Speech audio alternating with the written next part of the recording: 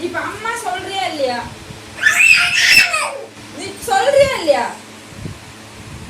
இப்ப நீ இப்ப அம்மா சொல்லலைன்னா நான் ஊருக்கு போயிடுவேன். இப்ப நான் ஊருக்கு ஊருக்கு